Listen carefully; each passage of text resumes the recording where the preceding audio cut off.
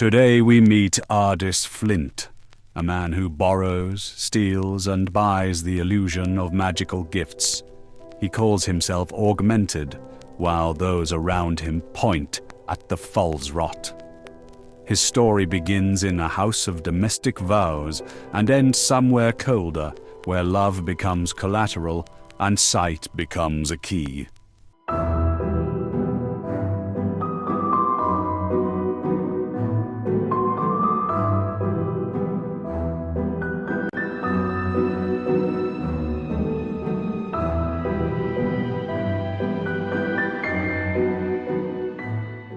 Phelan's watch kept its dead carefully. Most places buried or burned them, but the watch filed them away. The Joint Council had decided Krill's belongings were neither sacred nor safe enough to destroy, and so they sat in a storage chamber below the teaching rooms and corridors, where apprentices learned how to make the world more or less orderly. It was the kind of place that insisted on containment so fervently that to some it looked like an open invitation. A steward had escorted Ardis down and spoken the council's stern instructions. Make a list. Match the handwriting to the objects. Note the dates where dates exist.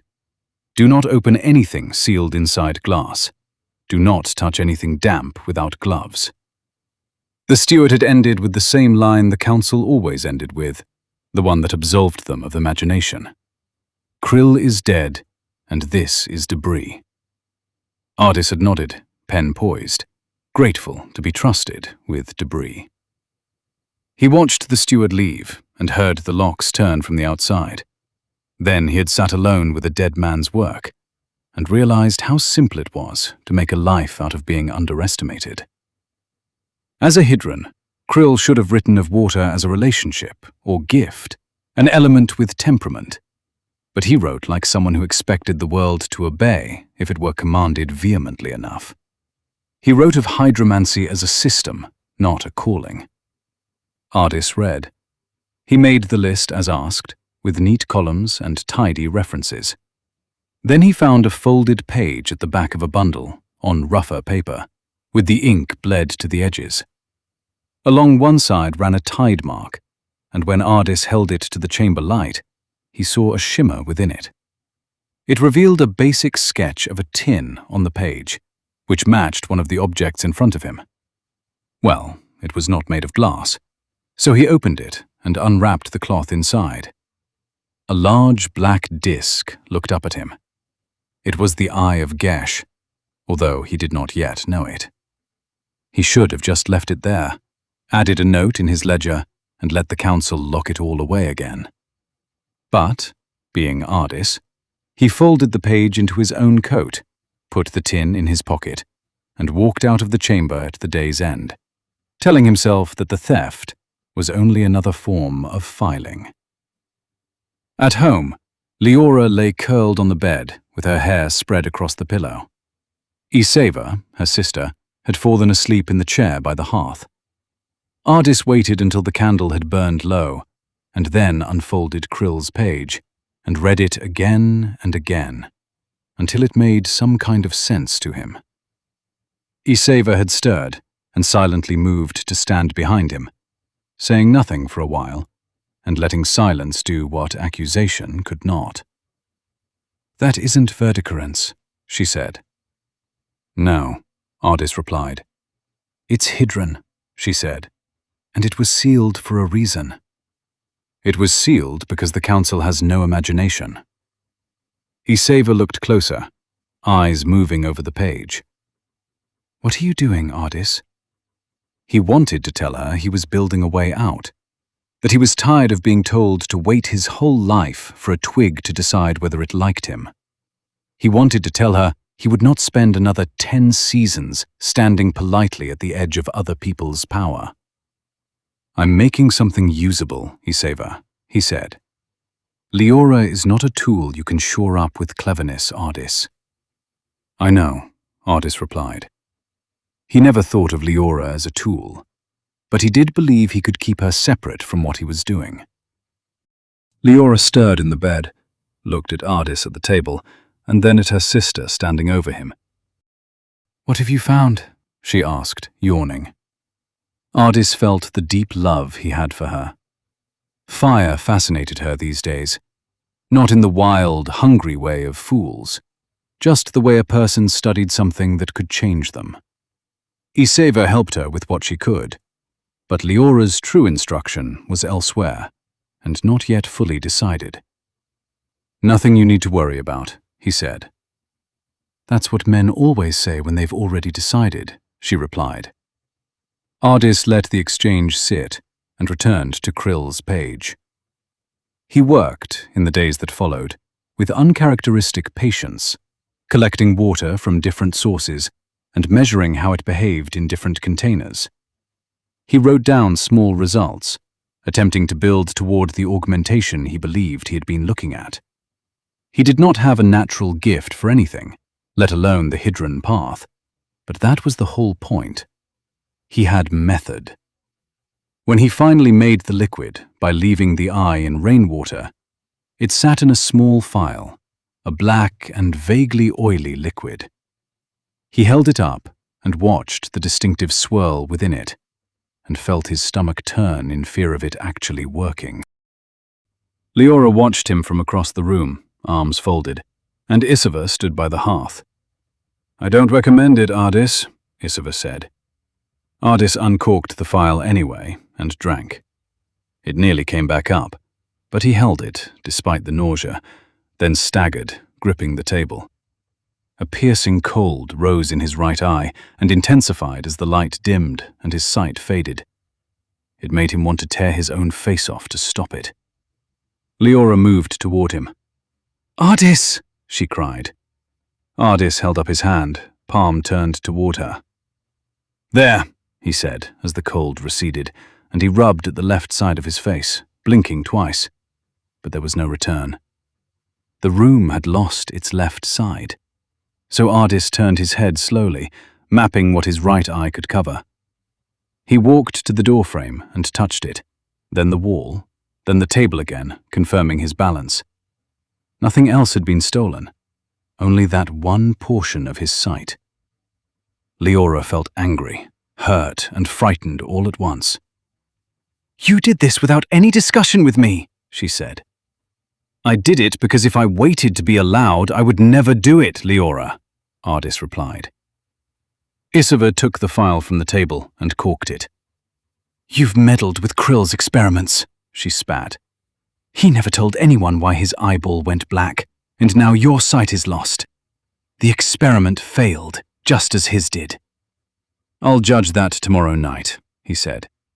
"Things should be clearer by then, if his notes are accurate." At first, he could not live with the eye uncovered for long without feeling discomfort, so he made a simple patch and learned to move with it covered. The following night, he removed it, and Leora recoiled at the glistening black eyeball now in the socket. Ardis doused the lights, plunging the room into blackness. For Ardis, the blackness was not empty. It was now full of edges and distances. He stood up without touching the wall and crossed the room unaided.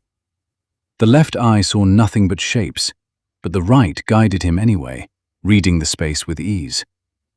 He stopped at the door with his hand hovering above the latch and laughed in disbelief at the simplicity of it. Day took the eye. Night gave it back, and gave it back with improvements. This was true augmentation, despite the lamentations of Leora and Favour.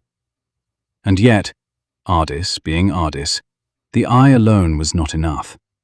He needed more structure for the good eye to compensate for the daylight loss. Forget spell work, schools of magic, or season upon season of practice. He needed infrastructure. Something worn or embedded that would make the world around him mean more. He knew exactly what he wanted, and exactly where to get it. He found Emma Short close enough to the watch that its influence still sat in the air, but far enough that council rules did not feel enforceable. Her house was small and thick-walled. She opened the door before he knocked and stared out. Her eyes were pale and unkind, and she looked at his eye patch. "You've done the first stupid thing, then," she said. And now I need help with the second, Ardis replied. Inside she had a coat laid open on a table, seams exposed, needle and thread waiting. On a shelf lay a wand of bone, altered beyond its origins, channels cut and filled and cut again, its wielder never satisfied with what nature had offered. Ardis was sensitive to magical objects, somehow recognizing his intent, and he kept his eyes off it. You want stitchwork. You want an augmentation that pretends it isn't one, don't you, Flynt? I want alignment, Ardis replied. I want to sense where the world is connected elsewhere and beyond sight. The witch smirked. Realm sense. And you think you deserve knowledge of the realm tides, do you, Falsrott? Ardis winced a little at the insult. We prefer the term augmented, if you don't mind.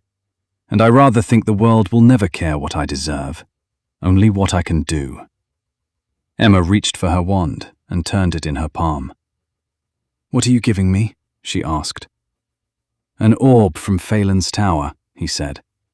This caught her interest. You'd steal from the watch? I already have, Ardis replied.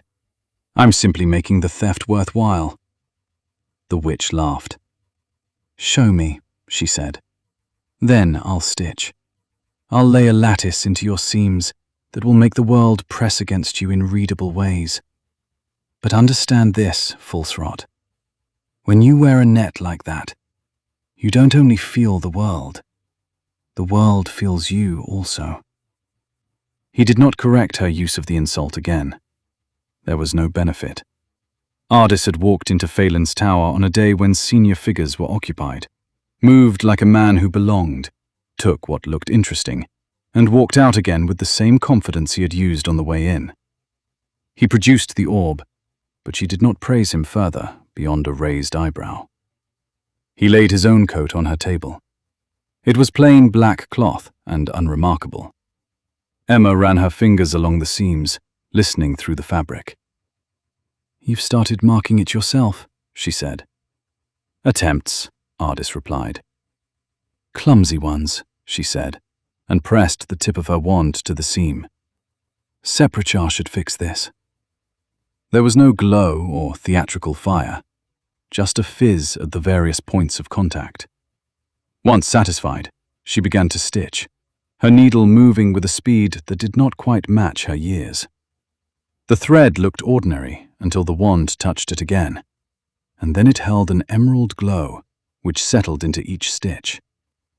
Ardis sat still and watched his coat become something else. When the witch finished, she tossed the coat over to him. Put it on, she said. Ardis shrugged into it, and at first it felt like cloth. Then the sensation changed, and the house seemed to reveal where it had been mended and persuaded to hold itself together. In theory, he had wanted realm sense, but in practice, it felt like being made into an instrument. Listen, the witch said. Listen and learn. Ardis stood and listened with his body as best he knew how. The world pressed and receded in patterns he could now feel, and a name came into his mind. Gentalis Mountains. It meant nothing, but made him nauseous and euphoric all at once. The witch watched him with expressionless eyes. That will bring you attention, she said. Ardis swallowed. Everything brings me attention, he replied. It's one of the hazards of being me. This will be different, she said. He left her house wearing the coat like a new skin. At home, Leora saw it immediately. Not the stitches themselves, which were subtle, but the way Ardis held himself and moved. You've done more, she said. I needed it, Ardis replied. Leora stepped closer and pressed her hand to his chest, over the seamwork, trying to feel something. You keep saying you need, Ardis, she said, and yet you never say what you're willing to lose. He looked at her and felt the urge to tell her he was doing it for her, building himself into something that could protect her. But in truth, he did not trust that claim any longer. I'm willing to lose the version of me that waits for permission, he said instead. And what about the version of you that comes back to our bed and is only mine? She asked. Ardis had no answer that did not sound like betrayal, so he kissed her forehead and let silence cover his cowardice. The eyeglasses were the last piece he sought before everything broke. He had heard of them long before he ever touched Krill's paper.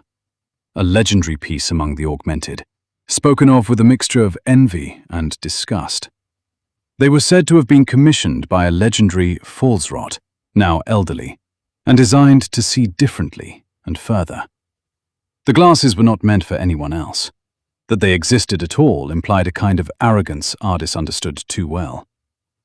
He found the daughter through careful inquiry and approached her with politeness and the soft flattery of a man who knew she lived under a father's shadow. He offered her a task that seemed like an opportunity, and he let her think she had chosen him, when, in truth, he had chosen the outcome long before speaking to her. When she finally produced the eyeglasses, she did it with trembling hands, handing them over wrapped in cloth like some kind of relic. They were never meant to be worn by another, she said. They were made to be used, Ardis replied. Her eyes flashed. You're just like him. Ardis did not deny it. No, he is the past. I'm the future, he said, and winked. He took the glasses and left before he wilted, and she mistook his restraint for kindness. He did not want to owe her more than the existing debt. That night, he sat at the table in the quiet. Leora slept in the bed with her back turned to him, and Isave's room was dark. He placed the eyeglasses on his nose. The right lens was clear, admitting the unsettling truth of his eye. The other was amber, set into a brass ring with tiny adjustment arms like spokes. He adjusted them with small, precise movements and felt the change in his perception, knowing that seeing further would take practice. He went and lay beside Leora without touching her, because he did not trust what might be revealed through need. 2 days later, the house broke. Ardis returned from the market to find Isova standing in the center of the room with a knife in her hand. He looked quickly to the places Leora's presence should have been, but she was missing. Where is she? Ardis asked. Taken, she replied. By whom? A demon, Isova said. It didn't need the watch or permission. It just took her and left this. She set a strip of pale cloth on the table, and stitched into it with thread that looked like dried blood was a line of terms. Not an explanation or a threat, a bargain presented as inevitability. Ardis read it and felt the world settle into a new reality around him. Isova watched his face, and in her eyes was a question she could not grant dignity by speaking aloud. Is this your doing? Ardis did not answer it or apologize either, because in his mind he knew this was not a mistake. It was a consequence. It wants you, Isova said. Ardis lifted his hand and placed it over the stitched seams of his coat. He could feel the world pulling there. This demon had already touched the edge of his work and decided it was useful. It wants what I can do, Ardis replied. And what can you do? Isova asked, her voice conveying a grief she refused to indulge. Ardis reached for the eyeglasses and put them on. He adjusted the amber lens and also felt the coat tug, but now with direction. He looked at Isova and saw fear there. For Leora, yes, but also for what he himself had become in so short a time. I can find things now, he said. I can tell where a place is weak, and I can sense where the world might be pushed. Then push it, Isova said.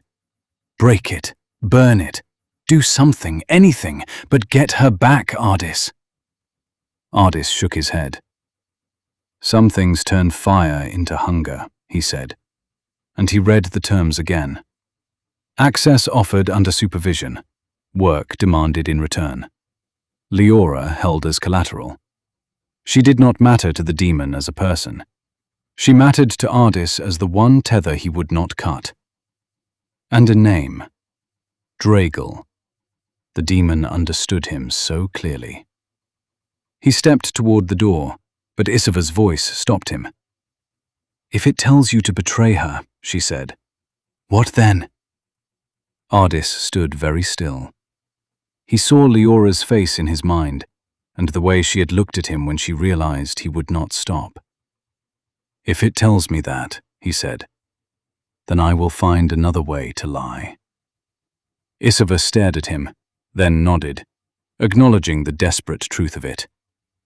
"You always do," she replied. Ardis walked out and stood alone.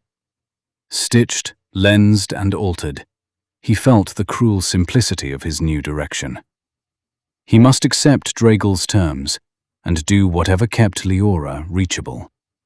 And beneath that purpose ran the colder truth that even if Leora were freed tomorrow, he would still feel the itch for another layer, another device, another augmentation. At this point, he was a man who had learned how to become useful enough to be held hostage by it. He also knew that this would not be the last piece he added to himself. Ardis Flynt discovered the hard way that when a man refuses to accept the limits set upon him, the world will not stand in his way. It simply starts charging interest and makes you pay, and pay again.